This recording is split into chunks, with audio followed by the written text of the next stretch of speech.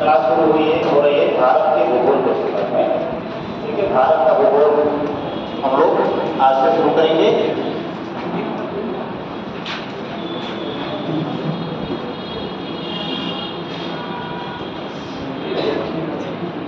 भारत का भूगोल बिल्कुल बेसिक से शुरू करेंगे। ठीक,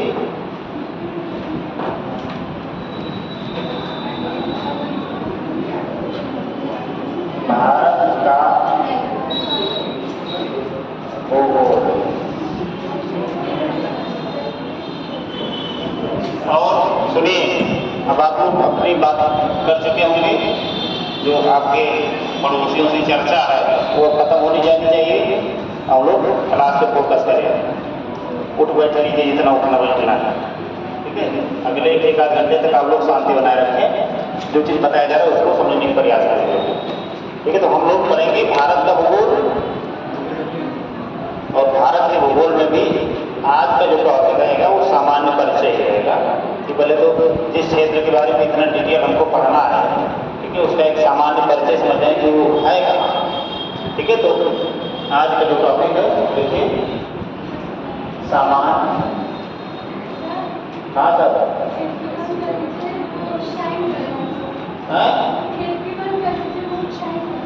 अच्छा अच्छा अच्छा, ठीक है।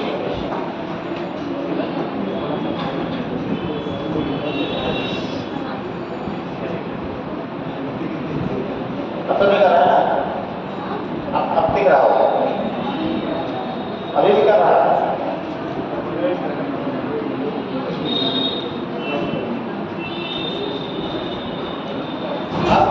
ठीक है, ठीक है, तो सामान्य परिचय। हाँ, रीडिंग का टॉपिक है समझिए। ठीक है, भारत का भूगोल हम लोग आज शुरू किए हैं। भारत के भूगोल में सामान्य परिचय, यानी भारत का हम सामान्य परिचय देखेंगे कि क्या है। तो सामान्य परिचय में भैया क्या क्या बातें हो सकती हैं? सामान्य परिचय में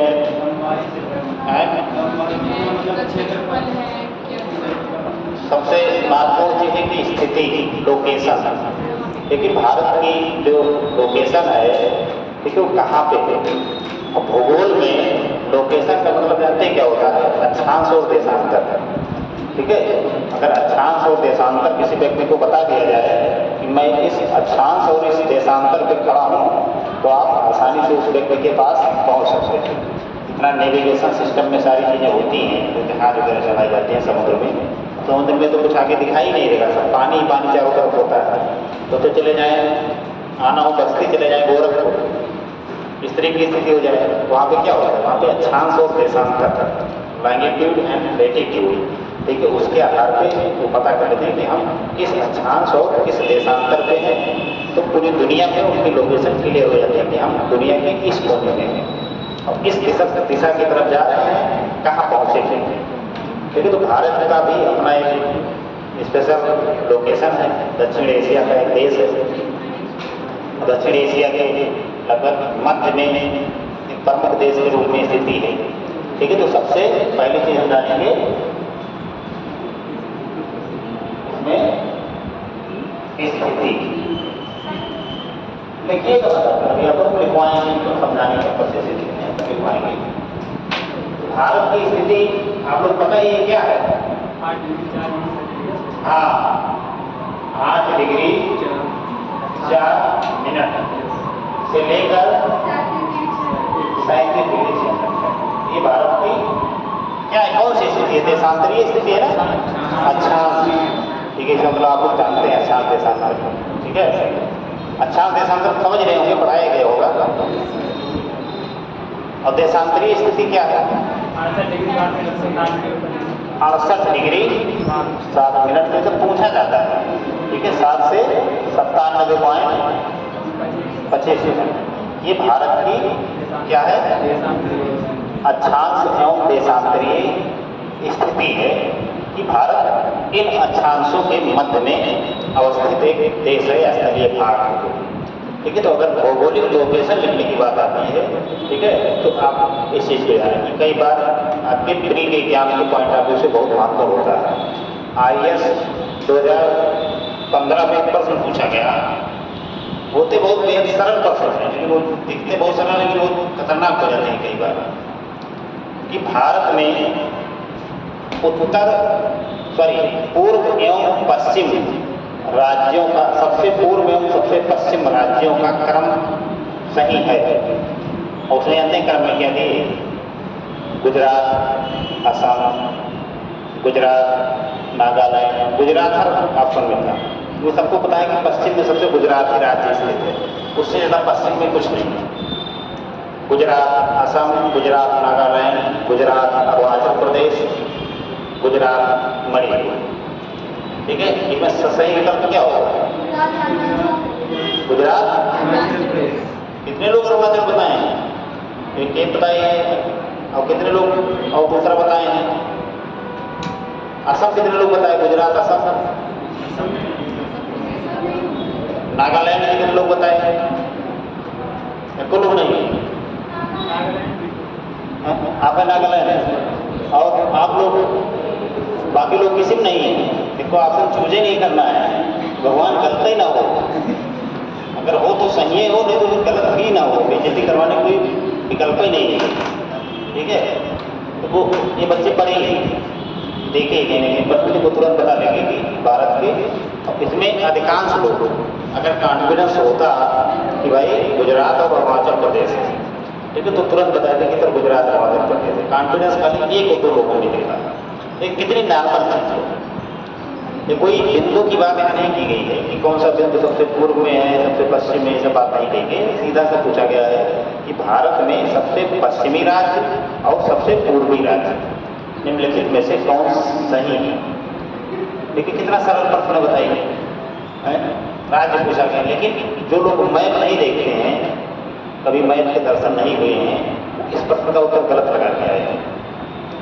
अधिकांश लोग नागालैंड को, उनको लगा कि नागालैंड ऊपर किनारे है जो, वही तो होगा सबसे पूर्वी राज्य। या कुछ लोग असम भी मान के आए थे, अरुणाचल प्रदेश बहुत लोग मान के आए थे। ठीक है, तो इस प्रकार से प्रश्न भारत सामान्य परिचय में आपके सामने हमेशा दिखाई देंगे।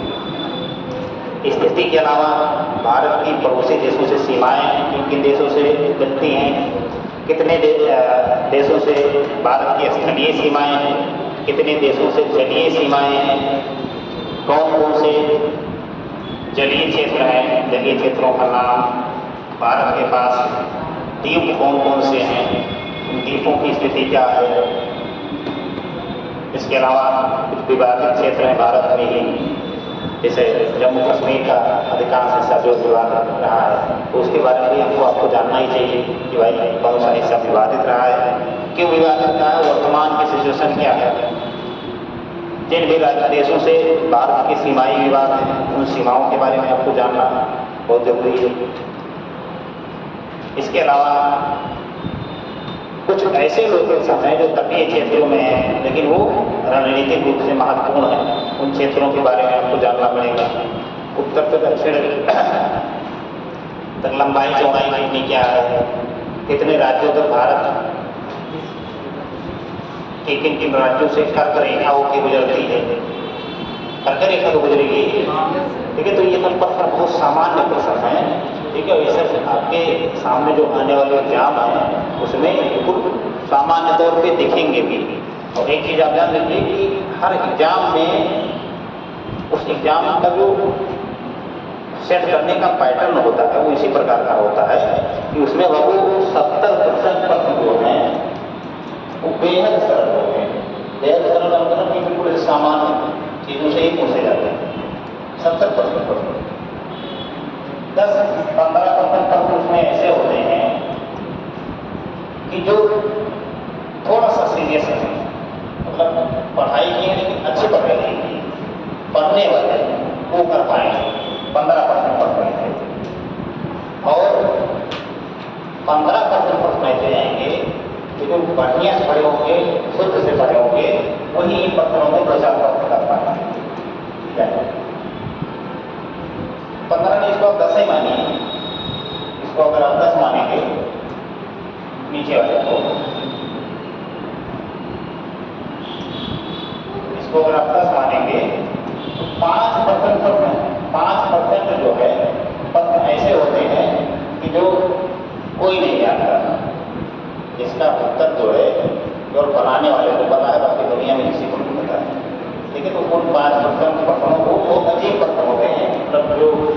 गवर्नेंस से ना उनका कोई संबंध होता है, ना किसी प्रकार के शासन प्रशासन से उनका सीधा संबंध होता है, तो वो सिविल सेवाओं या अन्य परीक्षाओं में, प्रतियोगी परीक्षाओं में उन सब प्रश्नों के पूछे जाने का कोई औचित्य नहीं होता, लेकिन पूछ लेते हैं। तो एक बार मैंने देखा कि किसी एसएससी के पेपर में पूछा गया था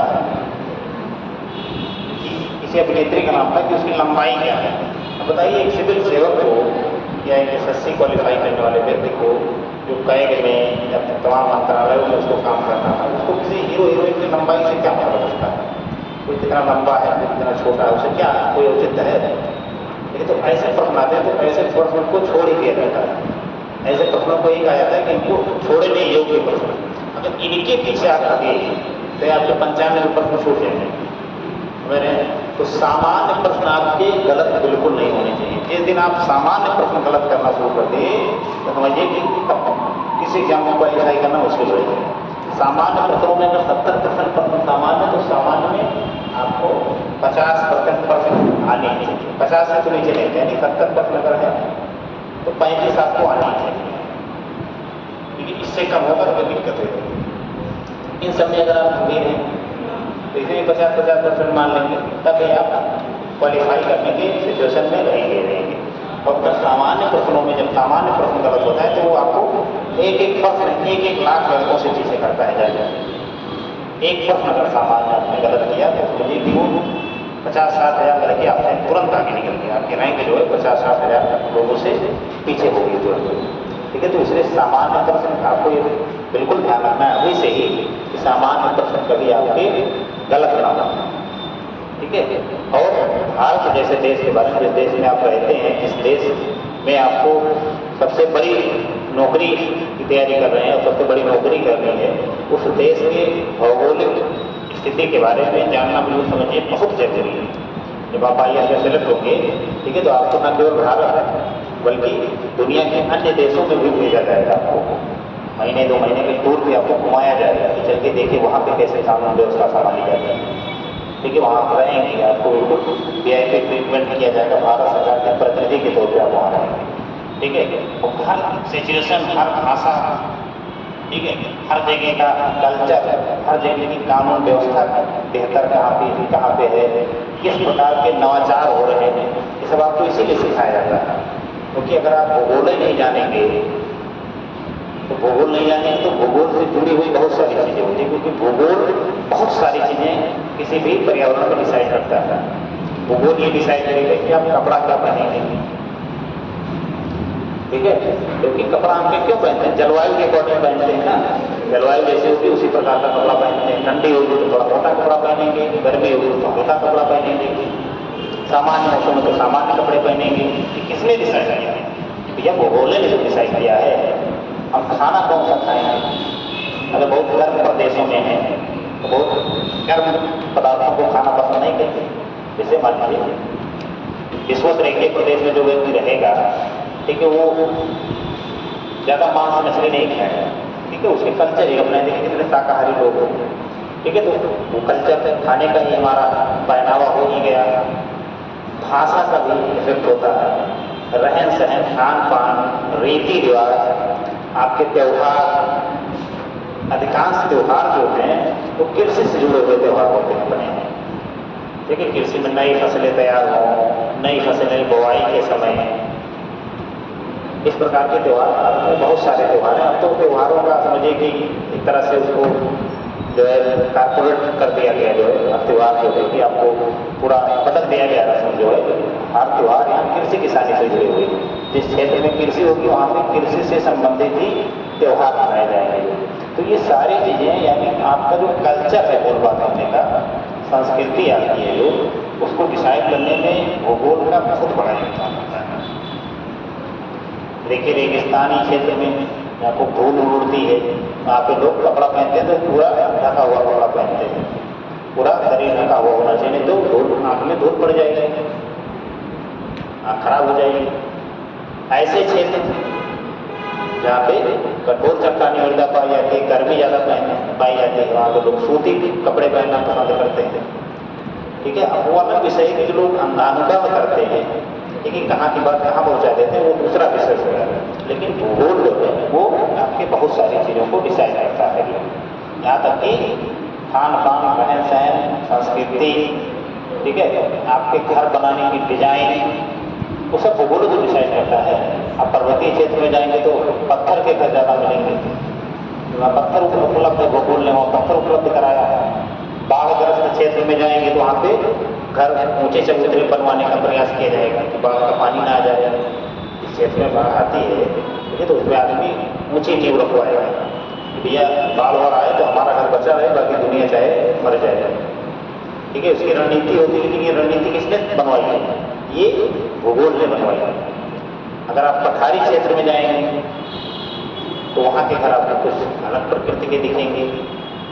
अगर आप जंगली क्षेत्र में चले जाएंगे जहाँ पे जंगली जानवरों से खतरा है, तो वहाँ पे लोग सुरक्षा के लिए उनके यहाँ के घर की डिजाइन, उनके यहाँ रहन सहन का तरीका होगा। यानी भूगोल आपको हर क्षण प्रभावित करता है, ठीक है। और इतना ज़्यादा प्रभावित करता है कि आप समझ नहीं पाते हैं कि भूगोल से प्रभावित हैं कि हमारे यहाँ का कल्चर है, यानी संस्कृति में उनको घुस चुका है भूगोल, ठीक है। तो इसलिए भूगोल को संस्कृति से जोड़ के ही देखा जाता है। और किसी भी स्थान पर जहाँ आपको काम करना है भविष्य में, वहाँ के भूगोल के बारे में जानना आपके लिए बहुत ज़्यादा जरूरी होता है। इसलिए भारत का भूगोल आपके सिलेबस में भी एक बड़े पार्ट के रूप में रखा गया है। और यहाँ तक कि प्री में भी आप प्री का अगर प्रश्न का विश्लेषण करेंगे तो आप पाएंगे कि भूगोल, आपदा प्रबंधन, पर्यावरण, विश्व का भूगोल, ये सब मिला के जो प्री के आपके 100 प्रश्न होते हैं, प्री में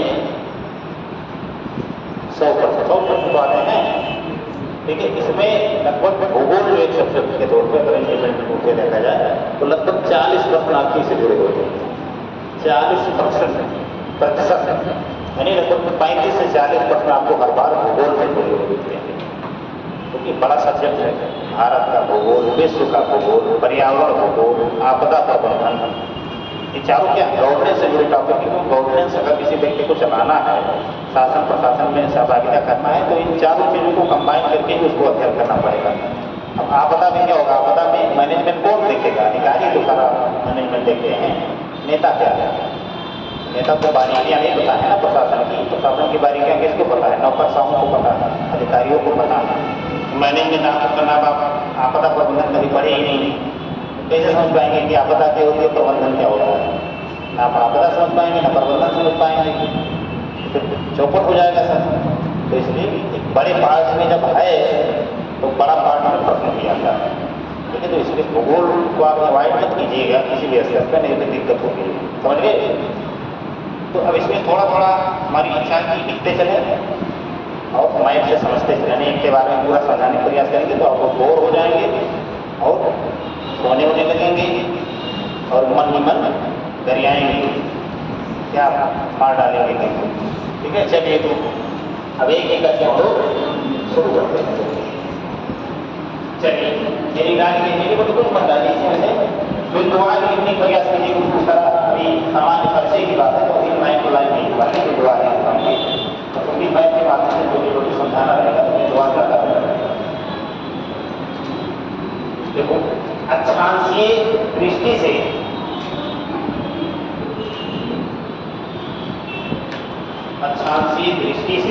भारत अक्षांशीय दृष्टि से भारत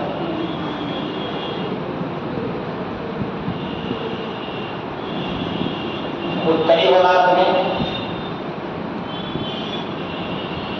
और देशांतरीय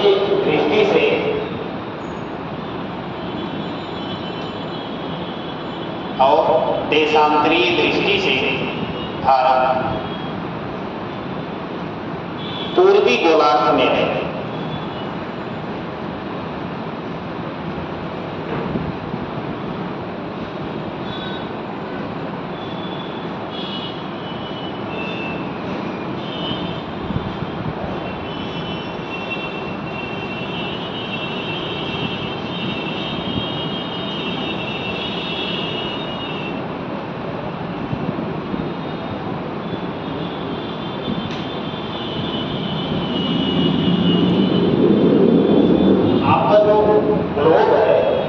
अमूमन इसी तरह से, ठीक है। इसमें जो ये वाली रेखाएं हैं, ठीक है, ये क्या है, ये अक्षांश रेखा है, ठीक है। अब जो नीचे से ऊपर की तरफ रेखाएं दिख रही हैं, ठीक है, ये है आपकी देशांतर रेखाएं। अब मैंने लिखा है कि भारत अक्षांशीय दृष्टि से, अब भारत की लोकेशन इसमें कहाँ है, यानी कर्क रेखा जो है भारत के मध्य से होकर गुजरती है।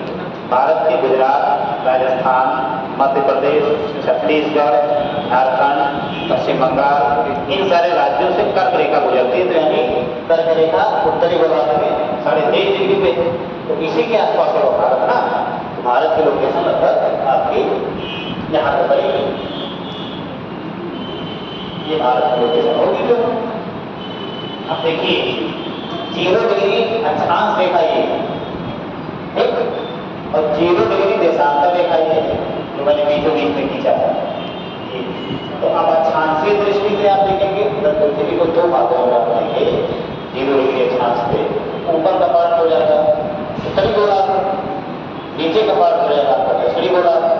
तो भारत अक्षांशीय दृष्टि से उत्तरी गोलार्ध में है ना, और देशांतरीय दृष्टि से पूर्वी गोलार्ध में, यानी देशांतर के अगर आधार में हम देखेंगे तो यहाँ पे गोलार्ध का विभाजन इस प्रकार से करेंगे। उधर का पूर्वी गोलार्ध, सॉरी पश्चिमी गोलार्ध, और इधर का पूर्वी गोलार्ध। भारत की स्थिति कहाँ है, पूर्वी गोलार्ध में। तो ये कब कई बार ध्यान में पूछा गया कि भारत की अक्षांशीय देशांतरीय जो लोकेशन है, केवल इंटरव्यू में पूछा गया है, ठीक है, देशांतरीय लोकेशन है वो कहाँ है, या अक्षांशीय और देशांतरीय स्थिति को स्पष्ट कीजिए। अब आगे लिखो, भारत का अक्षांशीय विस्तार, भारत का अक्षांशीय विस्तार, भारत का अक्षांशीय विस्तार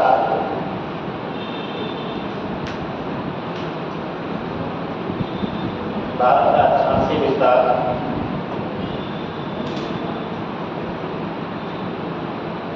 6 डिग्री 45 मिनट उत्तरी अक्षांश से, यानी 6 डिग्री 45 मिनट से कितना है, 37 डिग्री 6 मिनट, 8 डिग्री क्या करो, 8 डिग्री 6 डिग्री नहीं, 6 बताएंगे, परेशान मत होइए, ठीक है।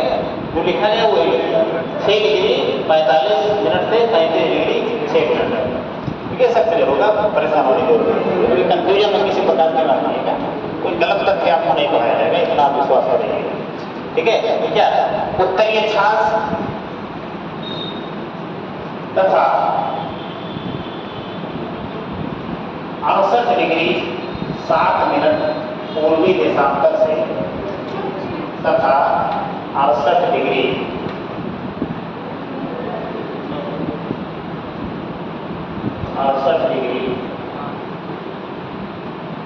7 मिनट से कितना है, 97 डिग्री 25 मिनट पूर्वी देशांतर।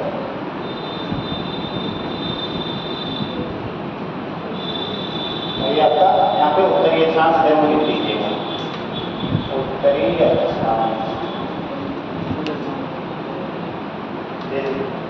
अक्षांश तक है। तो भारत का प्यारा समय बनाने का प्रयास कीजिए, बना ले जाएंगे, बनाओ, हम भी प्रयास कर रहे हैं।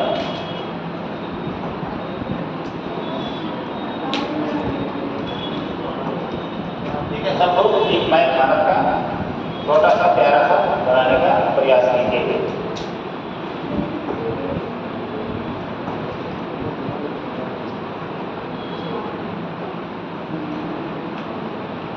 इसको भी थोड़ा मिटाएंगे,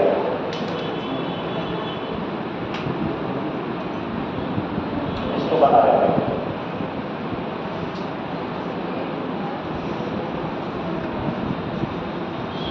गलत ही बनाइए लेकिन बनाइए जरूर आप लोग।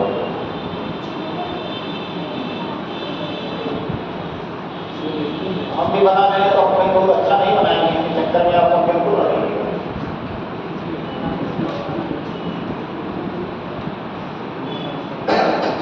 देखिए, घबराने के लिए सारे मैथ जो है स्केल से नहीं है, तो आप बस केवल समझने के उद्देश्य से बना लीजिए, या ये ना हो कि बनाएंगे। ठीक है,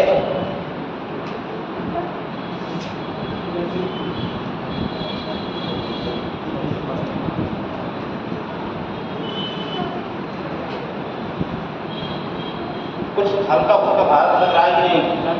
लग रहा है ना? तो इसी तरह से आप लोग बना लीजिए। ठीक है, बढ़िया है। तो भारत लगे बिल्कुल हाथी सूढ़ न बना दीजिएगा, एकदम से कुछ भी लगने लगे। जिस जगह हम बनाए इसी तरह बना दीजिए। हमारा थोड़ा सा पूर्वोत्तर भारत फिर से बना है। हाँ,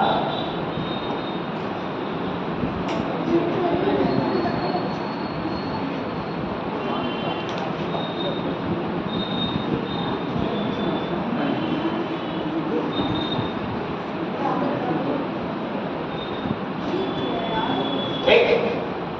अब इसी में अक्षांशीय देशांतरीय स्थिति दिखा जाती है। अब क्योंकि भारत इतने नहीं है, भारत जो है अंडमान निकोबार द्वीप समूह के रूप में भी भारत है।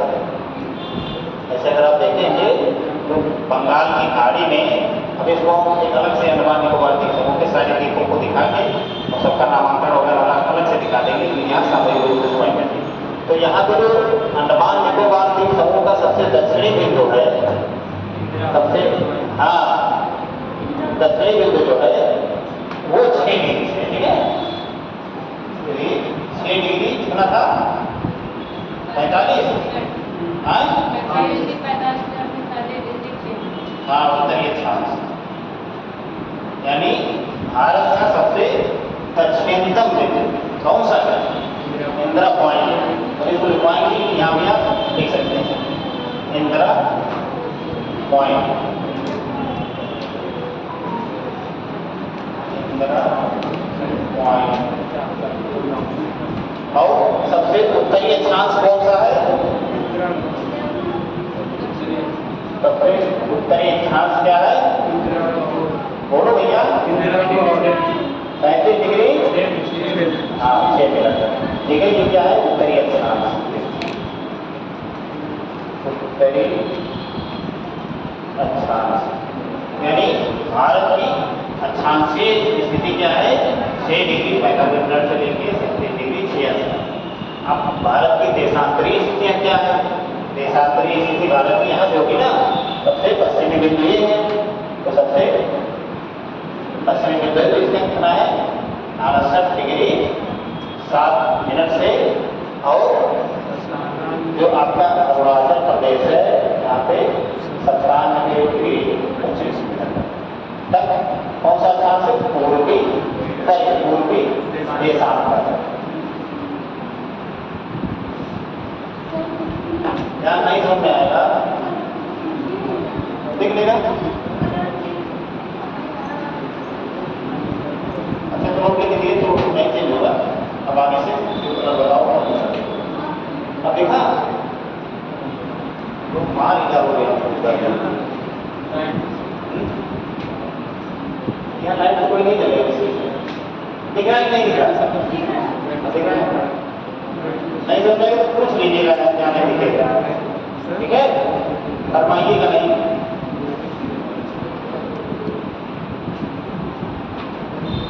डिसीजन जल्दी क्या करिए। हम लोग बारात तो गए ही होंगे, भारत में बोल बारात कहाँ गए? बारात में क्या होता है? डिसीजन अधिकारियों का सबसे बेहतर वही होता है कि डिसीजन बहुत जल्दी उनको लेना होगा। ठीक है, लोक सेवक का सबसे महत्वपूर्ण गुण ये है कि उनको डिसीजन मेकिंग आनी चाहिए और कुछ करना ही नहीं है। आपको कुर्सी बैठा लेना है, आपके पास में बंगला होगा, ऑफिस बढ़िया से होगी, चलने के लिए गाड़ी होगी, नौकर होंगे। ठीक है, आपको कुछ करना नहीं, आपको केस नहीं जोड़ना। ठीक है, आपको केवल डिसीजन लेना है और डिसीजन मेकिंग सही लेना है।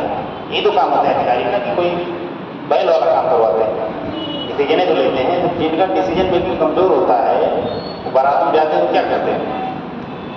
पहले स्टार्ट में शुरू करेंगे खाने के लिए, सोचे कि अभी और अच्छा चीज़ मिलेगा, चलो आगे बढ़ते हैं, चलो आगे बढ़ते हैं, ऐसे ऐसे करते लास्ट में पहुँच जाते हैं तो उनको लगता ही नहीं कि यार अभी तो जो ढूंढ रहे थे वो मिला ही नहीं। तब उनको समझ में आता है कि ना ये सब खा लो जो है, नहीं फिर पछताओगे। तो तब तक जब लौटते हैं वापस तो उसमें में से 2-4 प्रोडक्ट ऐसे होते हैं जो अच्छे होते हैं, वो तब तक खत्म हो चुके होते हैं। समझ रहे हैं? तो कहने का मतलब यही है कि डिसीजन मेकिंग आपकी समय से होनी चाहिए, न केवल समय से बल्कि सटीक होनी चाहिए। समझिए नहीं, आप बहुत ज़्यादा अच्छे खोज में निकल जाएंगे, लास्ट तक और लौटेंगे तब तक आधा खत्म हो जाएगा। ठीक है, तो ये सब आप बारात वगैरह जाइए तो शुरू से ही खाना शुरू कर दीजिए, लास्ट तक का इंतजार न कीजिए, खाते हुए तब आगे बढ़िए। समझ गए? हम लोग क्या बता रहे थे? भारत का अक्षांशीय और देशांतरीय विस्तार। अब लिखो इसको, जैसे मैं बना रही हूँ तो उसमें सजा दो, नोट्स में सजा देंगे तो याद करने में आसानी होगी। एक मन में एक चीज है जो पूर्वी, पश्चिमी, उत्तरी, दक्षिणी पॉइंट है भारत के, इनके एग्जाम में पूछे जाते हैं 10 नंबर, तो ये मंदिर को भी सजा दो, इसी में दिखाने के होते हैं ना पर लिखवाई थे उसको इसी लिखते हैं। तो सबसे दक्षिणी पॉइंट कौन सा? हाँ, इंदिरा कॉल इसका नाम है, इंदिरा कॉल। कॉल क्या होता है? इंदिरा कॉल इसको क्यों करते हैं? इसी को इंदिरा, थोड़ा सा इंदिरा कॉल एक काम करो, यहाँ भी सजा दो, लिखवाएंगे भले नहीं लिखो तो यहाँ बात में सजा दो, ये होगा।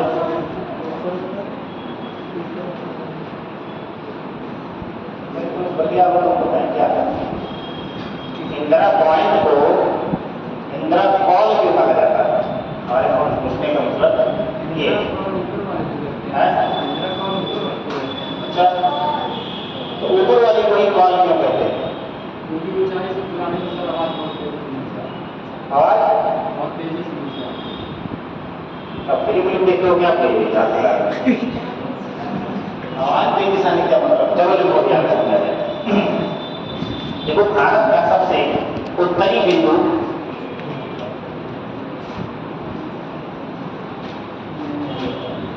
इंदिरा कॉल को माना जाता है, इंदिरा कॉल को माना जाता है, जो जम्मू कश्मीर राज्य में है, जो जम्मू कश्मीर राज्य में है, जो जम्मू कश्मीर राज्य में है।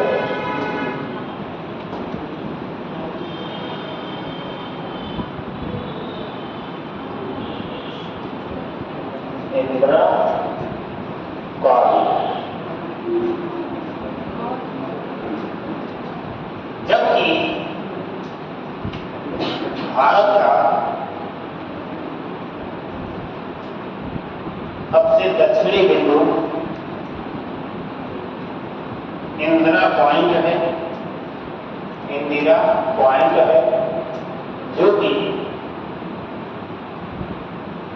अंडमान निकोबार द्वीप समूह के, अंडमान निकोबार द्वीप समूह के ग्रेट निकोबार द्वीप पर स्थित है, ग्रेट निकोबार द्वीप पर स्थित है।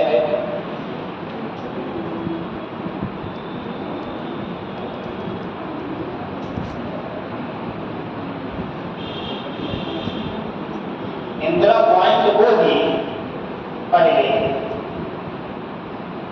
पिगमेलियन पॉइंट अथवा पार्सन पॉइंट, इंदिरा पॉइंट को ही पहले पिगमेलियन पॉइंट या पार्सन पॉइंट, मैं लिख दे रहा हूं, परेशान होने की जरूरत नहीं है। पिगमेलियन पॉइंट या पार्सन पॉइंट, पार्सन पॉइंट नाम से भी जाना जाता था, नाम से भी जाना जाता था। भूमध्य रेखा से इसकी दूरी, भूमध्य रेखा से इसकी दूरी यानी इंटर पॉइंट की दूरी, भूमध्य रेखा से इसकी दूरी 876 किलोमीटर है, 876 किलोमीटर है, 876 किलोमीटर है।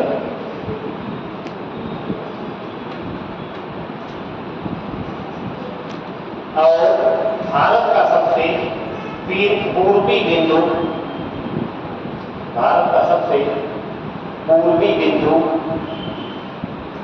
किबिथु, किबिथु, किबिथु, किबिथु ये कहाँ है? अरुणाचल प्रदेश। किबिथु है जो अरुणाचल प्रदेश है, किबिथु है जो अरुणाचल प्रदेश में स्थित है। अरुणाचल प्रदेश का एक छोटा सा शहर है, कस्बा है, छोटा सा। आप यहाँ छोटे छोटे कस्बे हैं, इस प्रकार का हो, ठीक है। इसी प्रकार से किबिथु जो है अरुणाचल प्रदेश का एक कस्बा, ठीक है। अब देखिए दो बातें क्लियर हो जाती हैं इससे कि सबसे पूर्वी बिंदु अगर किबिथु है और जो कि अरुणाचल प्रदेश है, तो सबसे पूर्वी राज्य कौन सा होगा? अरुणाचल प्रदेश ही होगा। जबकि सबसे पश्चिमी राज्य कौन सा होगा? आगे लिखो, देखो, तथा सबसे पश्चिमी बिंदु, सबसे पश्चिमी बिंदु गौहर मोती, गौहर मोती, गौहर मोती जो कि सल क्रीक गुजरात में है, सल क्रीक, सल क्रीक गुजरात में, गुजरात में है, सल क्रीक गुजरात में है, सल क्रीक गुजरात में।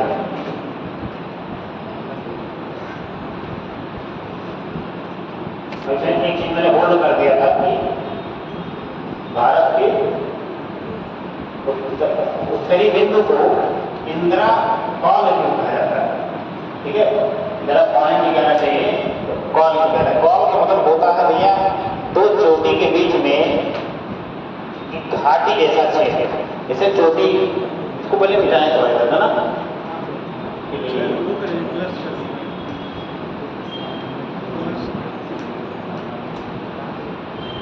जो चीजें आप मैथ से समझ जाते हैं वो चीज बताने से थोड़ा दिक्कत होती है। जैसे पर्वतों की चोटियां तो आप समझते होंगे कैसे होती हैं। जैसे पर्वत मान लीजिए इस प्रकार का, ऐसे उसकी चोटी होगी, फिर नीचे होगा, फिर नीचे होगा, और बीच में एक ऐसा स्थान होगा इस प्रकार का स्थान, कुछ चोटी के ठीक बिंदु आकार का होगा, और फिर उसके बाद चोटी से रहेगी ऐसे ऐसे, तो ये तो हो जाएगी चोटी, और ये भी चोटी हो जाएगी, चोटी के समान है, और ये हो जाएगा तारा, और ये तो इसलिए इसको कॉल कहा जाता है, ठीक है। भूगोल की अपनी टर्मिनोलॉजी होती है, ठीक है। जैसे खाली होता है, प्रायद्वीप होता है, द्वीप होता है, सब अलग अलग टर्म है, इसमें थोड़ा थोड़ा सा अंतर रहता है, ठीक है। जहाँ पे जो शब्द हैं उन्हीं शब्दों का आप लोग प्रयोग करें, समझिए। चलिए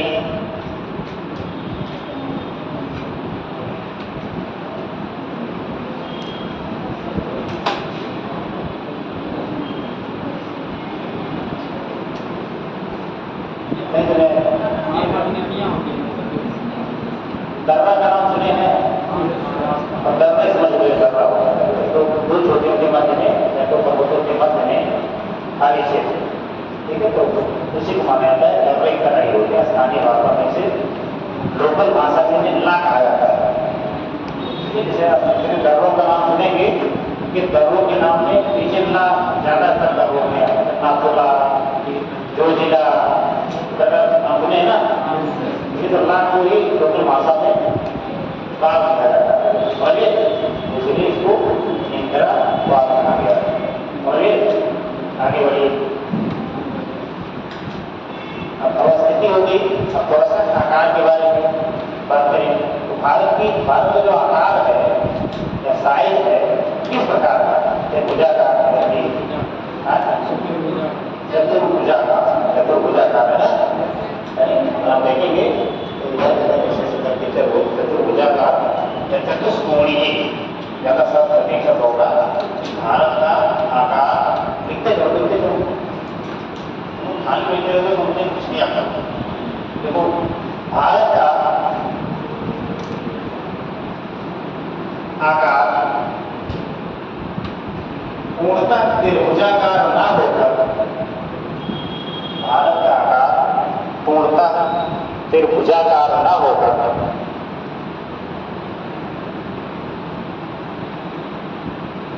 चतुष्कोणीय है। चतुष्कोणीय है। पूर्व से पश्चिम इसकी लंबाई, पूर्व से पश्चिम इसकी लंबाई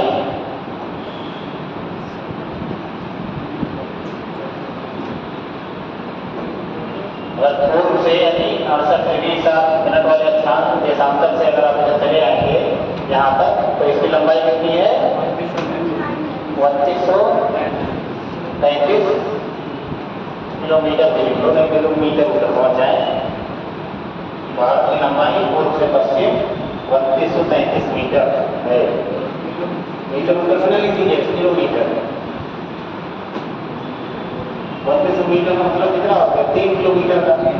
3 किलोमीटर का भारत 3 किलोमीटर में तो पत्ते फैला है आपके पत्ते जो है बस्ती का मुझे भी पूरी एरिया है 3 किलोमीटर में तो ही तो फैला है। आप 3 किलोमीटर में तो भारत को फैला दीजिए पूर्व से पश्चिम का। इस प्रकार का अन्याय न कीजिएगा, मात्रा में शिक्षा भी लगाइएगा। किलोमीटर है तथा उत्तर से दक्षिण, उत्तर से दक्षिण यानी यहाँ से लेकर और यहाँ तक कितना है? 3214 किलोमीटर। 3214 किलोमीटर।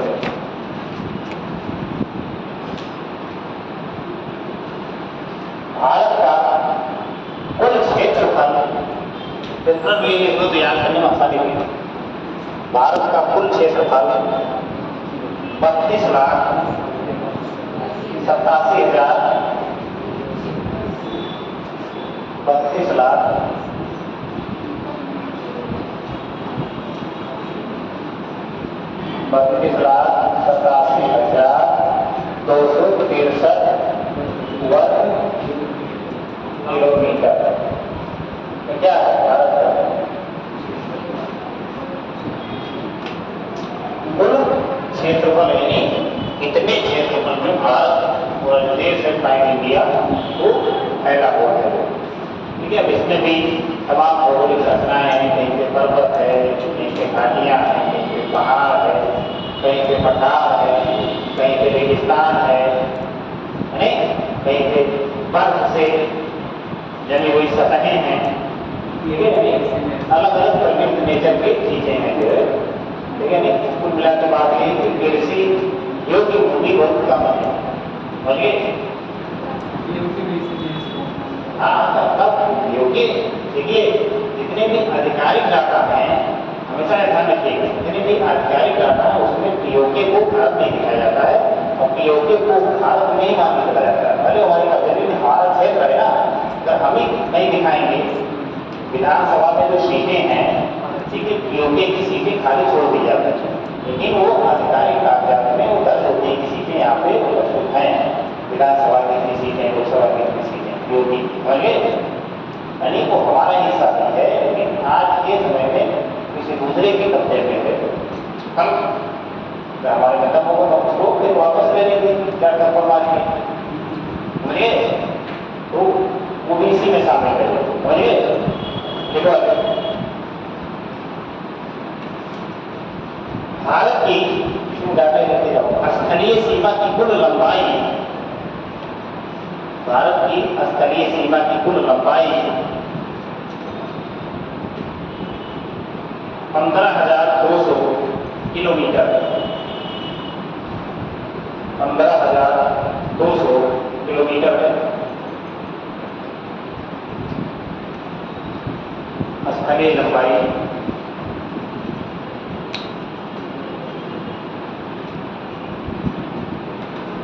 कितना है? 15,200 किलोमीटर।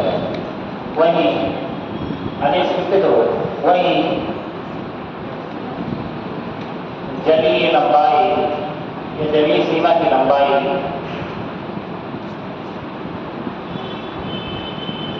समुद्र तट की लंबाई, जो समुद्र की लंबाई 7,516 किलोमीटर है, 7,516 किलोमीटर है। हम लोग लिखते हैं और लोग पढ़ के जाते हैं, नहीं मेरे पता नहीं, उनसे भी बोल देंगे एक बार, नहीं कुछ का कुछ लिख के लेके चले जाए, आगे वाले नंबर है पीछे, जो है पीछे वो 3 शहरियाँ सबसे पीछे। हाँ, क्या नाम है? आ रहा है, दिख रहा है वहाँ से? चलो बहुत अच्छी बात है, दिख रहा है। तो कल के लिए में पूछे तो आपको कहेंगे तो वो तो आपको दिखा ही नहीं था। पूछो कि भारत के स्थलीय सीमा की लंबाई लगभग कितनी है, तो आप लोग कैसे उनके पास पहुंचे तो हमको दिखाई नहीं। ठीक है, तो ऐसे उत्तर नहीं आनी चाहिए। चलिए सीमा की अवधि देखिए, जो समुद्र तट की लंबाई लिखे हैं या जलीय लंबाई लिखे हैं, जलीय लंबाई में जो तट रेखाओं की लंबाई नहीं सभी है, मुख्य भूमि की यहाँ की। ठीक है, इसमें आपके अंडमान निकोबार द्वीप समूह में जितने भी द्वीप हैं उनकी लंबाई, लक्षद्वीप जो आपका है उसकी लंबाई, इन सभी की लंबाई उसमें सम्मिलित करके ये कितना है? 7,516 किलोमीटर। समझिए, लिखो, फिर इसे प्रमाण ये भी लिख दो, लिखो इसमें मुख्य भूमि, यहाँ पे लिखो जलीय लंबाई 7,516, इसे ब्रैकेट में लिख दो। इसमें मुख्य भूमि अंडमान निकोबार द्वीप समूह तथा लक्षद्वीप की, अंडमान निकोबार द्वीप समूह तथा लक्षद्वीप की कुल तटीय लंबाई सम्मिलित है।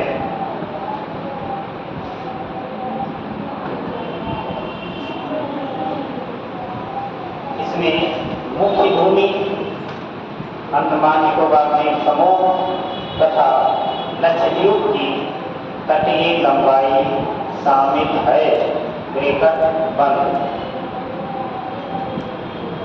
आगे वो भारत के मुख्य भूमि की तटीय लंबाई, भारत की मुख्य भूमि की तटीय लंबाई 5,422 किलोमीटर। हाँ, लंबाई 5,422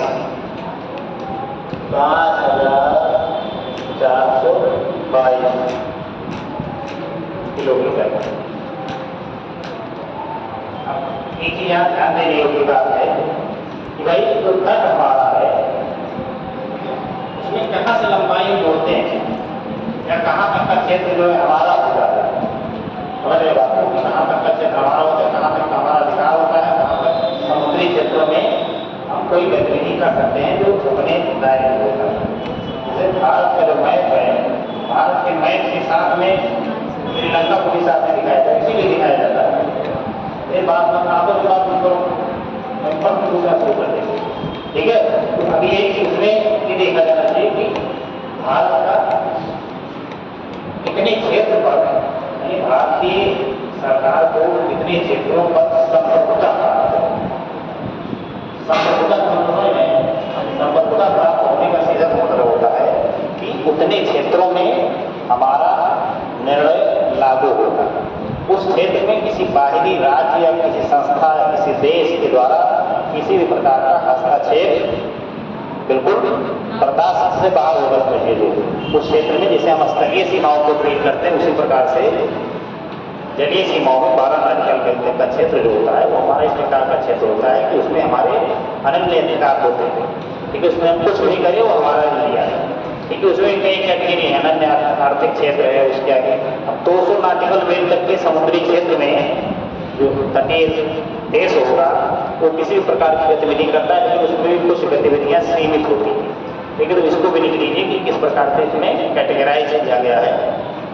ठीक है,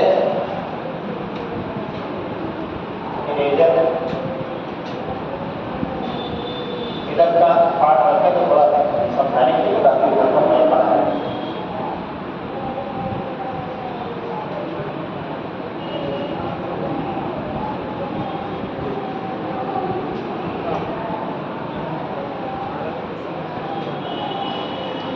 मान लीजिए तटीय क्षेत्र की बात को ही हमको समझना है, तो तटीय क्षेत्र का ही मैप बनाएंगे और थोड़ा सा बड़ा मैप बनाने का प्रयास करेंगे। आप लोग समझते हैं आराम से चीजों को। गर्मी मार हो गया, ज्यादा चलिए तो पता नहीं होगा। नहीं दिखाई देता जहाँ पे जाओ तो सीट खाली यहाँ पे वहाँ ज्यादा चमकता भी हो तो कोना लग जाता है ना। ठीक है, ये देखो मरना कबूल है, लेकिन यहाँ बैठना कबूल है। पहले देखिए उनकी ना हाँ तो देखो पैराग्राफ चेंज कर दो। देखो भारत की प्रादेशिक जल सीमा, प्रादेशिक जल सीमा टेरिटोरियल सी, प्रादेशिक जल सीमा के ब्रैकेट में लिख दीजिएगा टेरिटोरियल सी। भारत की प्रादेशिक जल सीमा, थोड़ा सा अलग से दिखाएंगे तो आप लोग समझ जाएंगे। भारत की प्रादेशिक जल सीमा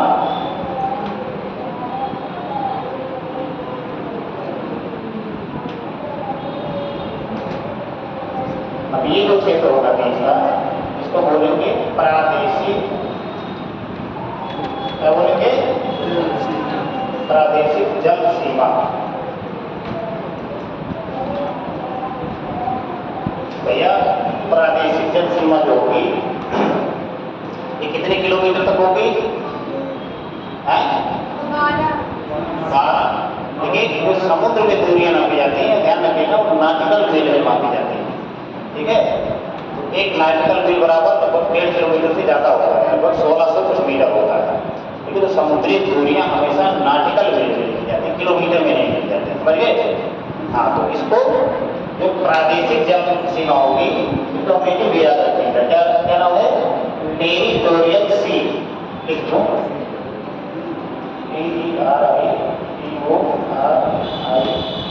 टेरिटोरियल सी। ठीक है, प्रादेशिक जल सीमा जो है आपकी ये होती है 12 नाटिकल मील। कहाँ तक? 12 नाटिकल मील, यानी हमारे तट से 12 नाटिकल मील तक का क्षेत्र जो है वो क्या है? प्रादेशिक जल सीमा, उसको बोला जाता है अंग्रेजी में टेरिटोरियल सी। अब कल के दिन में कोई पूछे टेरिटोरियल सी क्या होता है या प्रादेशिक जल सीमा क्या होता है, तो आपको कंफ्यूज मत होइएगा। 12 नाटिकल मील तक का या हमारे तट से 12 किलोमीटर तक के क्षेत्र को हम लोग क्या बोलते हैं? टेरिटोरियल सी। अब एक नाटिकल मील बराबर आप लोग टोल देख लीजिएगा, चेक कर लीजिएगा कितना होगा, तो उस हिसाब से किलोमीटर भी आपके दिमाग में आ जाएगा। यानी 1.685 के आसपास होता है एक नाटिकल मील बराबर। एग्जैक्ट नहीं है कितने तोड़ लिए, ठीक है, आप लोग चेक कर लीजिएगा। 1.685 के लिए होता है, अनुमान लगा रहे हैं।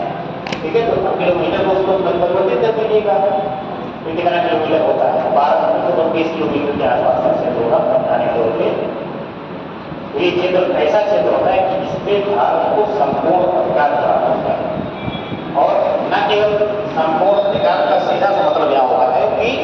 संप्रभुता, संप्रभुता यानी लोग नहीं सोच रहे। आप देखिए उद्देश्यता लगा हुआ है, ये देखिए लिखा है हम भारत के लोग भारत को एक संपूर्ण प्रभुत्व संपन्न, प्रभुत्व संपन्न का सीधा सा मतलब होता है कि भारत के लोग भारत के शासन को चलाने में निर्णय लेंगे। इसके अतिरिक्त कोई व्यक्ति जो है भारत के शासन में निर्णय में बाधा नहीं उत्पन्न करेगा, ना आदेश देगा किसी प्रकार का। जैसे 15 अगस्त 1947 से पहले भारत क्या था? संप्रभु नहीं था। संप्रभु इसलिए नहीं था क्योंकि भारत के नागरिक डिसीजन मेकिंग में नहीं शामिल थे। भारत से संबंधित जो निर्णय होता था वो कहाँ होता था? ब्रिटेन में होता था। तो कहाँ से संप्रभु रह गया? तो आज़ादी का मतलब ये हो गया कि प्रभुता संपन्न, सॉवरेनिटी, ये सब बहुत ही समझिए कि किसी भी देश के लिए बहुत महत्वपूर्ण चीज़ होता है। अगर आप पावरफुल नहीं रहेंगे तो आपकी सबसे पहले अगर कोई चीज़ छीनी जाएगी तो संप्रभुता ही छीनी जाएगी। ठीक है, यानी आपके घर का डिसीजन पड़ोसी लेने लगेगा कि आज खाओगे क्या, आज पहनोगे क्या, आज जाओगे क्या, ये सारा डिसीजन कौन लेगा? तो दूसरा लेने लगेगा। और ये क्या है? हम भारत के लोग भारत को प्रभुता संपन्न यानी डिसीजन हमारे लोगों के ही द्वारा हमारे लिए लिया जाएगा। किसी भी बाहरी संस्था, किसी बाहरी व्यक्ति, किसी बाहरी देश का किसी भी प्रकार से हमारे निर्णय में कोई हाथ नहीं होगा। ठीक है, अगर हाथ हो तो समझिए कि देखिए तुरंत उन देशों का बयान आता है कि हमारी संप्रभुता का हनन है। अगर किसी देश के द्वारा किसी देश में कोई विशेष हस्तक्षेप कर दिया गया तो तुरंत उस देश का बयान आता है कि भैया ये तो हमारी संप्रभुता का हनन है। ठीक है, नेपाल में जब संविधान लागू हो रहा था, ठीक है, 2014-15 के आसपास, ठीक है, तो नेपाल में कुछ मधेसी लोग वहाँ पे एक तरफ की जाती है मधेसी जो भारत से लगी सीमाओं के आसपास रहते हैं, लोग खूब आंदोलन करने लगे कि हमको भैया और अधिकार चाहिए, हमको अधिकार चाहिए। तो नेपाल ने कहा कि ये भारत के द्वारा उकसाए गए लोग हैं, ठीक है, और भारत लगातार हमारी संप्रभुता में दखल दे रहा है। ठीक है, जैसे बांग्लादेश में अभी हाल फिलहाल में हुआ, बांग्लादेश के प्रधानमंत्री को देश छोड़ के भागना पड़ा। तो भागना इसलिए पड़ा क्योंकि उनके आगे डिसीजन कोई और लेने लगा, यानी निर्णय लेने में पूर्ण रूप से सक्षम नहीं है। तो यानी इस प्रादेशिक जल सीमा में 12 नॉटिकल मील तक के क्षेत्र में हमारे डिसीजन लागू हुई, सीधा समझो। किसी और बाहरी व्यक्ति का डिसीजन किसी प्रकार से मान्य नहीं किया जाएगा, और अगर बाहरी व्यक्ति किसी प्रकार का हस्तक्षेप करता है तो हमारी सेनाएं उस क्षेत्र में तैनात होगी, यानी उस क्षेत्र में हम जो चाहे मन करे मछली मारे, मन करे जो करिए। देखिए कई देशों की जो सीमाएं हैं, ठीक है, 12 नॉटिकल मील से भी कम है। जैसे भारत और श्रीलंका के बीच में जो दूरी है वो 12 नॉटिकल मील से भी कम है कई क्षेत्रों में। तो कहते हैं कि अभी हम 12 नॉटिकल मील तक आए नहीं मछली पकड़ने, और अभी आगे तक चलेंगे। अब दूसरे क्षेत्र में पहुंच जाते हैं, इधर से 12 नॉटिकल मील लगने लगता है तब तो भारत वाले। तो भारत के मछुआरों को श्रीलंका कैद कर लेता है और श्रीलंका के मछुआरों को भारत वाले कई बार पकड़ लेते हैं। तो ये मछुआरा विभाग का मूल डर ये होता है, प्रादेशिक जल सीमा या टेरिटोरियल सी जो होता है, इसका स्पष्ट विभाजन नहीं हो पाता उन क्षेत्रों में, यानी एक दूसरे के ऊपर या एक दूसरे की प्रादेशिक जल सीमा जो है वो ओवरलैप कर जाती है। और जहाँ पे ओवरलैप होती है वहाँ दोनों देश दावा करते हैं, बाद में मछुआरों को पकड़ लिया जाता है, नावों को जब्त कर लिया जाता है। बाद में फिर दोनों देश एक बेंच पे बैठते हैं, मेज पे, फिर समझौता करते हैं कि छोड़ो यार, क्या करने पकड़ लीजिए मासूम बेचारों को जो। तो दोनों लोग वो उनके देश के मछुआरों को, दूसरे देश के मछुआरों को सब छोड़ देते हैं। जो क्या उनको फांसी नहीं दे दी जाती, छोड़ दिया जाता है, लेकिन एक तरह से संबंध खराब होने की स्थिति कई बार हो जाती है। कई बार हम आपके मछुआरों पूरे 6 महीना हो गए एक लोग नहीं पकड़े, और आप एक दिन में हमारे 100-200 मछुआरों को पा रहे हैं, तभी पकड़ ले रहे हैं, तब विवाद की स्थिति उत्पन्न होती है। क्योंकि किसी प्रकार के समझौते को मानने का दायित्व तो दोनों देशों को होता है। ठीक है, आगे लिखो, प्रादेशिक जल सीमा 12 समुद्री मील की दूरी तक है। इस क्षेत्र का उपयोग करने का इस क्षेत्र के या इस क्षेत्र के उपयोग का भारत को संपूर्ण अधिकार प्राप्त है।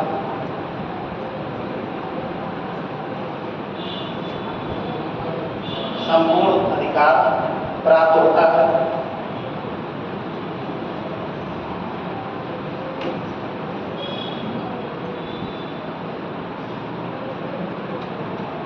प्रादेशिक जल सीमा से आगे,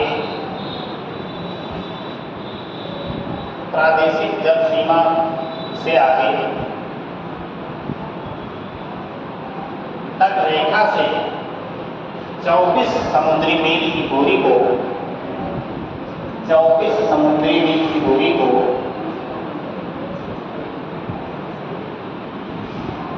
समुद्री मील की दूरी को अभी समझ जाओगे बिल्कुल पूरा वाक्य पहले।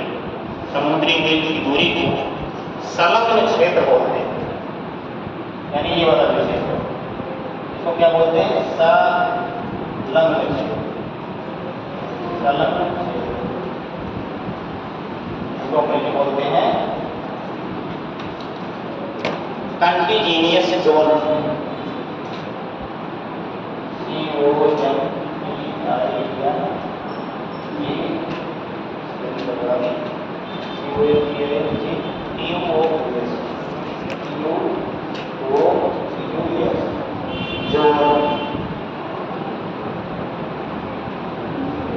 कंटिन्यूअस जोन यानी इसकी दूरी कब कितनी हो जाएगी? यानी टोटल जो दूरी हो गई 24 नॉटिकल मील, यानी 24 नॉटिकल माइल, यानी तट रेखा से 24 नॉटिकल मील तक की दूरी को या प्रादेशिक जल सीमा से आगे 24 नॉटिकल मील की दूरी तक के क्षेत्र को हम लोग बोलते हैं संलग्न जल मंडल या कंटिन्यूअस जोन। अब इसमें कौन कौन से अधिकार प्राप्त होते हैं? एक बार लिख लो। देखो, इस क्षेत्र में भारत को राजकोषीय अधिकार, इस क्षेत्र में भारत को राजकोषीय अधिकार, सीमा शुल्क से संबंधित अधिकार, सीमा शुल्क से संबंधित अधिकार, सीमा शुल्क देखो, सीमा शुल्क से संबंधित अधिकार, प्रदूषण नियंत्रण संबंधी अधिकार, प्रदूषण नियंत्रण संबंधी अधिकार,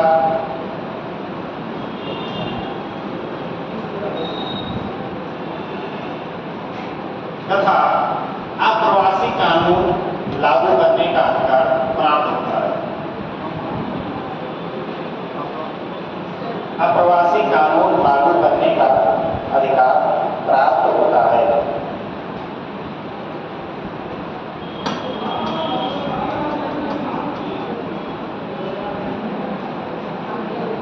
यानी ये 24 नॉटिकल मील तक का ऐसा क्षेत्र है कि यहाँ पे भी अगर कोई जहाज वहाँ दूसरा देश लेके गया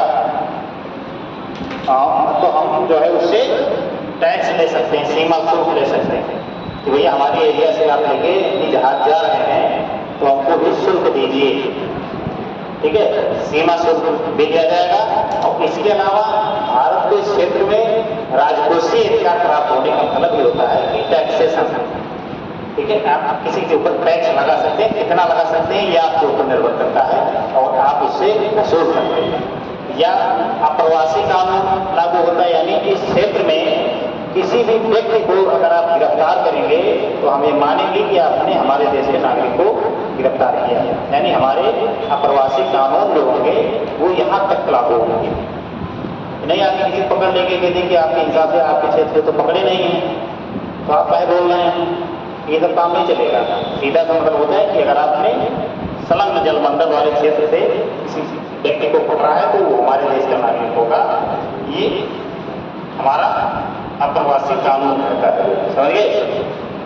ये सब बांटा गया था, पहले बड़ा बवाल पूरी दुनिया में होता था।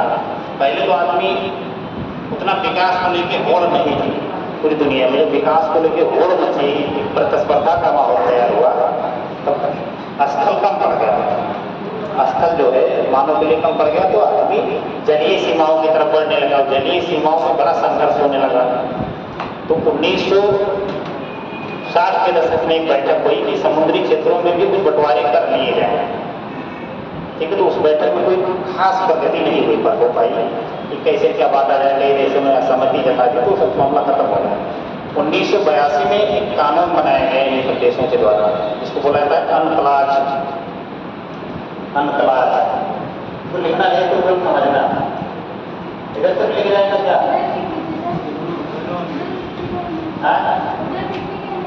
यहाँ लिखते हैं, चलो वही इधर लिखते हैं UNCLOS 1982 अनक्लाज 1982, यानी United Nation Convention of Law of Sea, यानी अंतर्राष्ट्रीय समुद्री कानूनों का सम्मेलन। ठीक है, तो इसी में इन सारी सीमाओं को बांट दिया गया अंतराल 1982 में। ठीक है, आगे लिखिए, लिखो संलग्न क्षेत्र मंडल या जलमंडल के आगे 200 नॉटिकल मील तक के क्षेत्र को संलग्न जलमंडल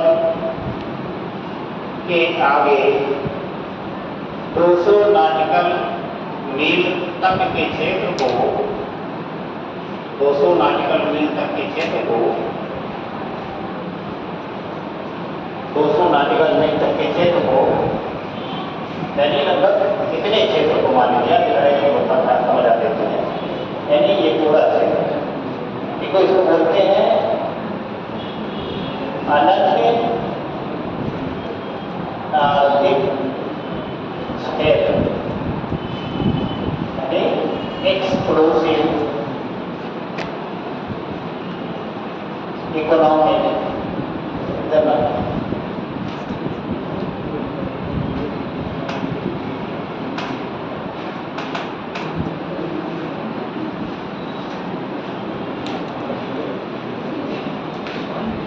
इधर लिख देते हैं, इसको मिटा दें, इसको मिटा दें,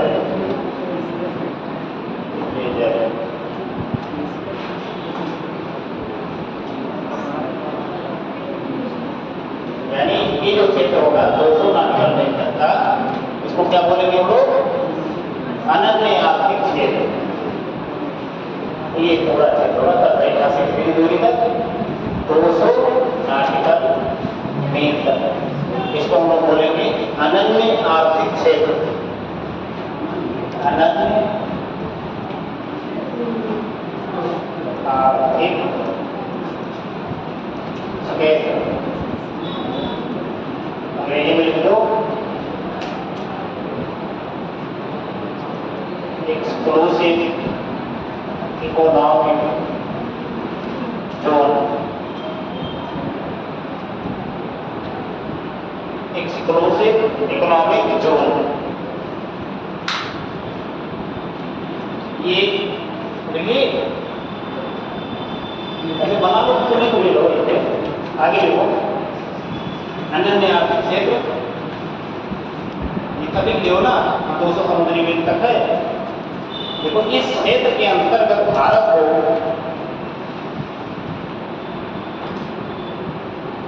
इस क्षेत्र के अंतर्गत भारत को खनिज संपदा,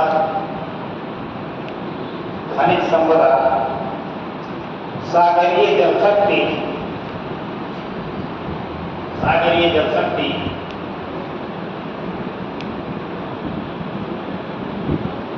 सागरीय जीवों के सर्वेक्षण, विदोहन, संरक्षण एवं अनुसंधान का अधिकार प्राप्त है।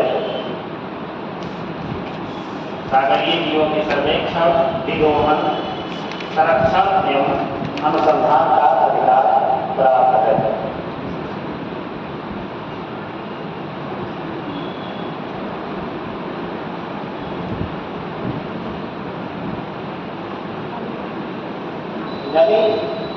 देखिए, यानी इस बात को समझ गए होंगे आप लोग कि जो किसी भी देश की तटरेखा होती है और उसके आगे जो समुद्री क्षेत्र होता है उसको भी कैटेगराइज किया गया कि यहाँ तक के क्षेत्र में आपको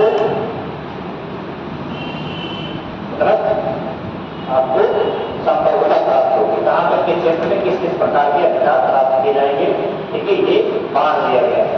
तो एक से यानी तटरेखा से 12 नाटिकल मील तक के क्षेत्र को हम लोगों ने क्या नाम दिया है, तो बोलो भैया, बिल्कुल मर गए इंटरनेशनल क्लास में 5 दिन से खाना नहीं खाया हो जाएगा, नहीं बात खाते हो आप लोग, ठीक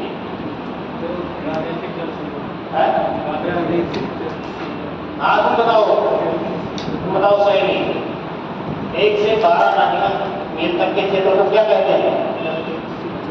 हाँ उसके बराबर हमारी डरावनी क्लास शुरू हो जाएगी अगर आप बोले हो, लेकिन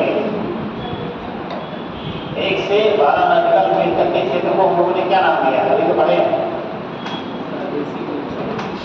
आप बताओ, ये आपके बगल में वही है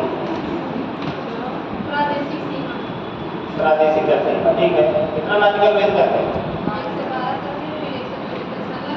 हाँ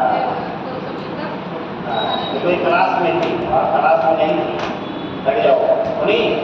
अब बताओ क्या बताया इसने, बताओ। हाँ कितना है प्रादेशिक?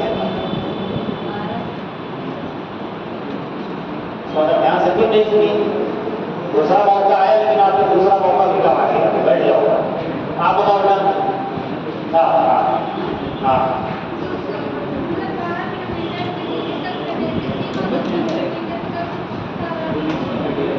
किलोमीटर तक नहीं, नाटिकल मील होना लोग, तटरेखा से 12 नाटिकल तक के मील के क्षेत्र को प्रादेशिक जल सीमा और 12 नाटिकल से 24 नाटिकल मील तक के क्षेत्र को संलग्न जल क्षेत्र या संलग्न जलमंडल क्षेत्र और 24 नाटिकल मील से लेके 200 नाटिकल मील तक के क्षेत्र को अनन्य आर्थिक क्षेत्र, एक्सक्लूसिव इकोनॉमिक जोन, ठीक है। ये सब टर्मिनोलॉजी आगे करके आपकी फ्री के एग्जाम में देखेंगे, इस प्रकार की टर्मिनोलॉजी प्रयोग की जाती है कि भारत के अनन्य आर्थिक क्षेत्र में खनिज संपदा के विशाल भंडार मौजूद हैं, लेकिन क्या कारण है कि भारत उसका विदोहन नहीं कर पा रहा। तो ये सब पर्सन बनेंगे आगे आपको, अब पता लगे अनन्य आर्थिक क्षेत्र के नाम नहीं सुने, ठीक है, बैठ जाओ। चलिए आगे, देखिए 5 मिनट की तरह परेशान हो ज़्यादा 5 मिनट थोड़ा सा और करते कि कल खत्म करते इसको। देखिए भारत पैराग्राफ चेंज करके लिखिएगा, भारत के मध्य से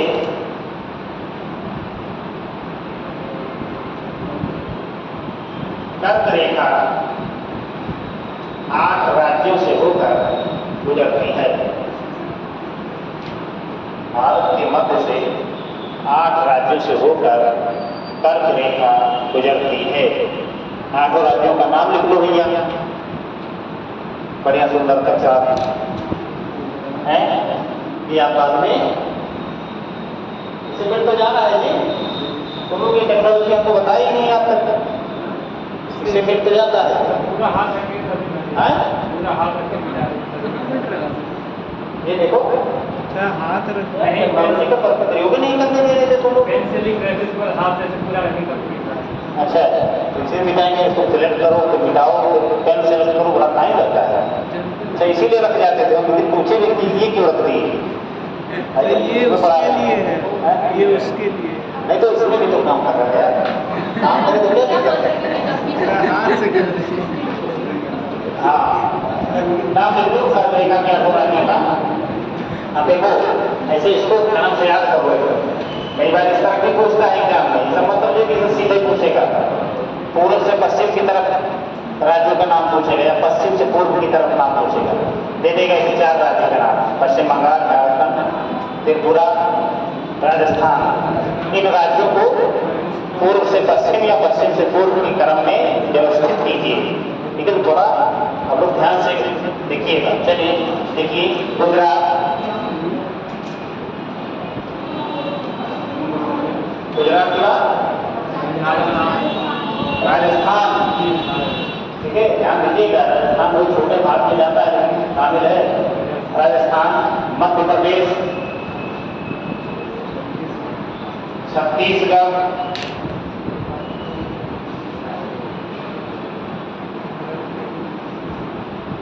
और बताओ यार, बताओ। झारखंड, पश्चिम बंगाल, पश्चिम बंगाल, त्रिपुरा, नहीं हो गए।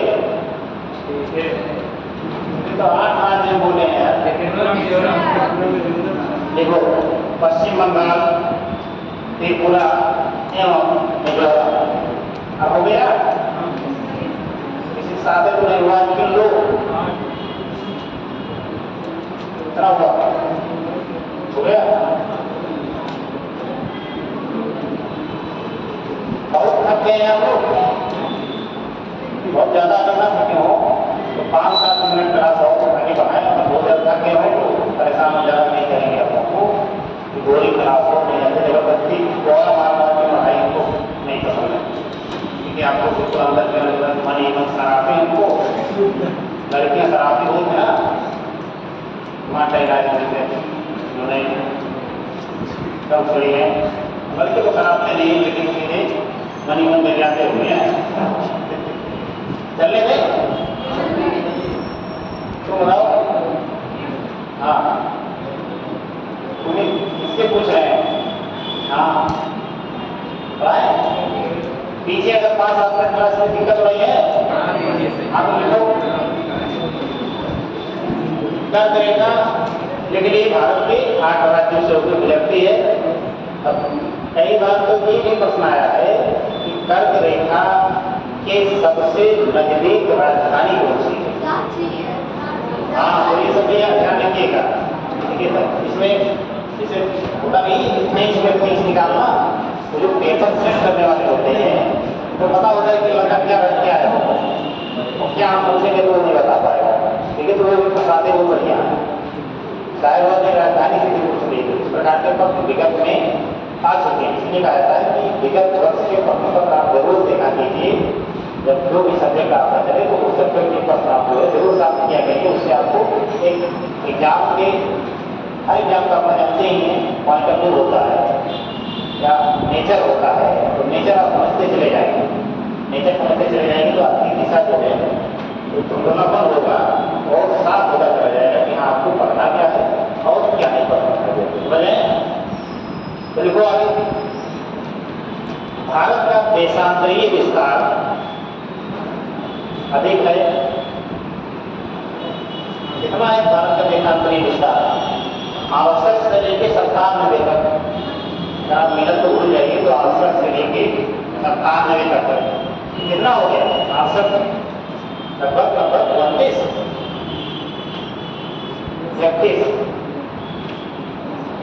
भैया, आवश्यक या 97 में से आवश्यक निकालोगे कितना बचेगा? तो मैथ में हमसे भी गरीब मिलेगा आपको।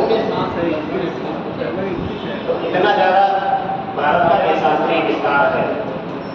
और आप लोग जानते हैं, अच्छा सो देशांतर वाले चैप्टर में आप लोग पढ़े होंगे कि भैया एक देशांतर बराबर कितना मिनट होता है? 4 मिनट।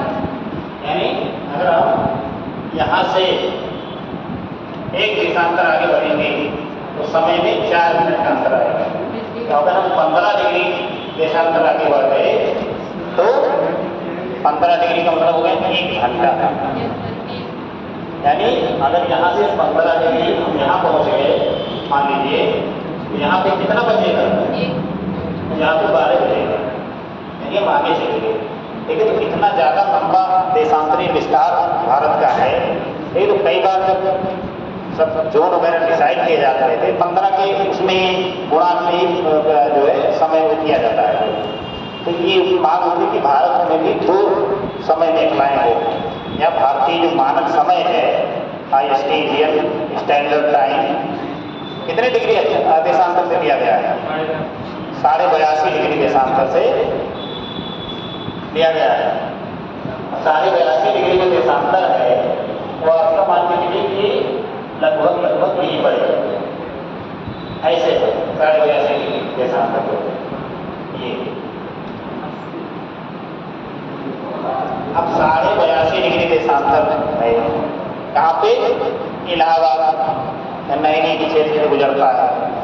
देखिए इसमें कई कंफ्यूजन होता है, कई जगह कई किताबों में नैनी क्षेत्र लिखा होता है तो एनसीईआरटी की किताब जो होती है ठीक है उसमें नैनी क्षेत्र ही प्रयोग किया गया है, लेकिन अब तो नई एनसीईआरटी किताबें आ रही हैं उसमें भी मिर्जापुर लिखी दे रहा है।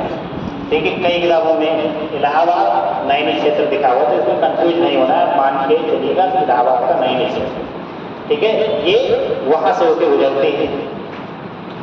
अब 82.5 डिग्री देशांतर रेखा इलाहाबाद के नैनी में है और 82.5 के बाद 97 डिग्री 25 मिनट यहाँ पे अरुणाचल प्रदेश का किबिथु, यानी कितना अंतर है?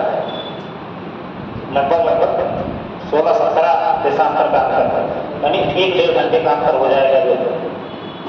तो प्रशासनिक सुविधा के लिए कहा था कि भैया जो मध्य में पड़े वही मान लो, पूरे देश में हमने कर दिया कि 10 बजे दफ्तर का टाइम है, दफ्तर का टाइम 10 बजे है। इलाहाबाद का आदमी अब अगर 2 समय मानक होते तो इलाहाबाद का आदमी 10 बजे आ रहा है तो तिरपू अरुणाचल प्रदेश का आदमी 11 बजे पहुंच रहा है दफ्तर, तो इससे बड़ा कन्फ्यूजन हो जाता है। इसके लिए कई बार कमेटी भी गठित की गई, बड़ा अंतर हो जाता है। ठीक है कई जगह पूर्वोत्तर में सूर्य पता लगे 5 बजे उग रहा है तो गुजरात में जाके 7-7:30 बजे उग रहा है, तो इस अंतर को जो समाप्त करने के लिए कई बार प्रयास किया गया कि 2 समय मानक भारत में भी बना दिए जाएंगे, लेकिन ये बहुत व्यवहारिक नहीं था क्योंकि 2 समय मानक बनाने का मतलब हो गया कि एक ही समय पे घड़ियाँ 2 अलग समय बताएंगे। ठीक है अब अगर गुजरात में एक ही समय बैठा हुआ कोई व्यक्ति उसके घड़ी में अगर 2:30 बज रहा होगा तो अरुणाचल प्रदेश के व्यक्ति में भी 2:30 बज रहा होगा, इसलिए क्योंकि समय मानक कहाँ से लिया गया? मध्य से ले लिया गया 82.5 डिग्री देशांतर से, इसीलिए लिया गया कि पूरे देश में समरूपता हो समय मानक के क्षेत्र में जो। ठीक है तो उसमें लिख लो थोड़ा सा। देखो भारत का देशांतरीय विस्तार अधिक है, इसीलिए इसे भारत का देशांतरीय विस्तार अधिक है, इसीलिए इसे 2 समय में कलाओं में, इसीलिए इसे 2 समय में कलाओं में, समय में कला, समय में कलाओं में, समय में कलाओं में बांटने की बांटा जा सकता था, 2 समय में कलाओं में बांटा जा सकता था, लेकिन इससे प्रशासनिक एवं अन्य कार्यों में कठिनाई आती,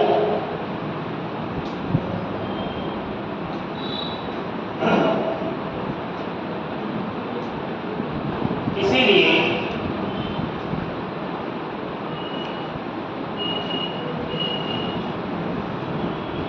बयासी डिग्री 30 मिनट पूर्वी देशांतर रेखा को 82 डिग्री 30 मिनट पूर्वी देशांतर रेखा को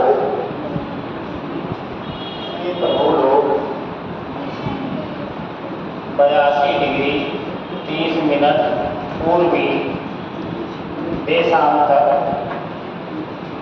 रेखा को भारत का मानक समय माना गया है, तो भारतीय मानक समय माना गया है।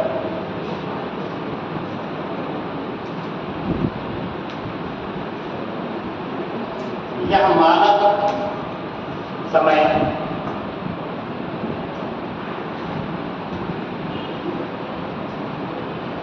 उत्तर प्रदेश के नैनी इलाहाबाद से होकर गुजरता है।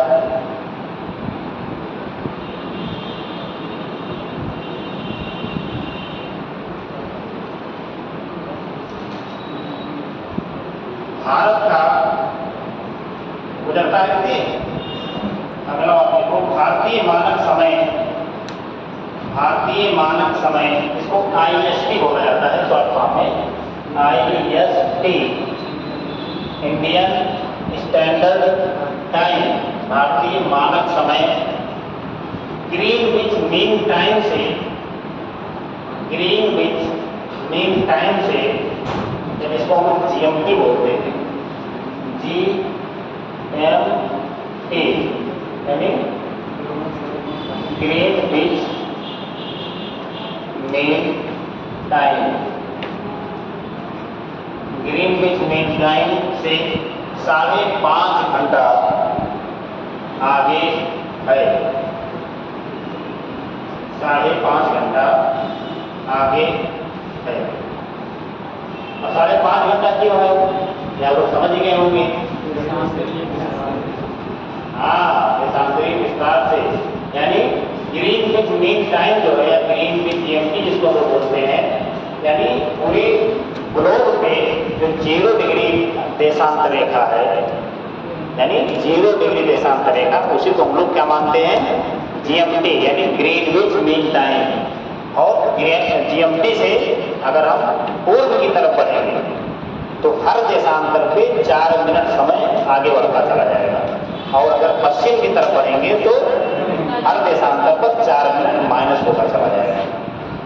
यानी अगर हम ग्रीनविच मीन से पूर्वी 15 डिग्री देशांतर पर देखेंगे, अगर GMT पे 12 बज रहा होगा तो पूर्वी पे 1 बज रहा होगा 15 डिग्री पूर्वी देशांतर पे, और 15 डिग्री पश्चिमी देशांतर पे 11 बज रहा होगा। समझ रहे? तो 82.5 डिग्री अक्षांश है, तो आप जोड़ लीजिए 82.5 को 4 से गुणा कर दीजिए, तो कितना आएगा 330 मिनट। अब 330 मिनट को घंटे में बदल दीजिए तो 60 से भाग दे दीजिए, तो आ जाएंगे। कौन सा बहुत रॉकेट साइंस है, 5.5 घंटा आपका आगे हो जाएगा, क्योंकि आगे होने का कारण है कि पूर्वी देशांतर में है भारत, इसलिए समय आगे होगा।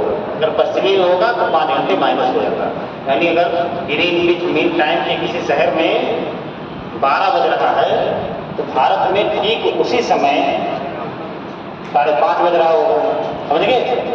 इसलिए देखिए ओलंपिक होता है, पेरिस में हो रहा था, पेरिस भी लगभग उसी आसपास का क्षेत्र मान लीजिए 1 घंटे का अंतर होगा। पेरिस में मान लीजिए शाम के 5 बज रहे हैं, इस तरीके के प्रश्न भी पूछे जाते हैं। ठीक है, इसलिए सब जोड़ घटा लीजिए आप लोग बढ़िया से। ठीक है, पेरिस में मान लीजिए शाम का 5 बज रहा है, भारत में 5.5 घंटा और आगे कर दीजिए, 5 10, 10:30 बज रहा होगा शाम को।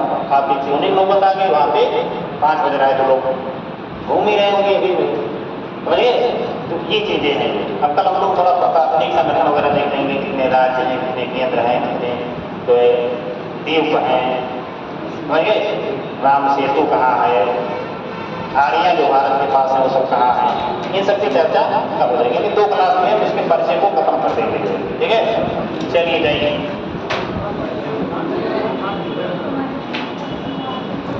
और ये वाला कहीं चेक करके नाम बुला कर सबको दे देंगे, अपना अपना दे लीजिएगा। ठीक, दे दें। हाँ जी, लिखो लिखो लिखो, पसंद तो कितना बच्चों को बना हुआ लिखो, ये लोग नंबर लिखते हैं तो क्या है। देखो, भारत की भौगोलिक स्थिति, भारत की भौगोलिक स्थिति भारत के लिए किस प्रकार की चुनौतियां उत्पन्न करती है। भारत की भौगोलिक स्थिति भारत के लिए किस प्रकार की चुनौतियां उत्पन्न करती है।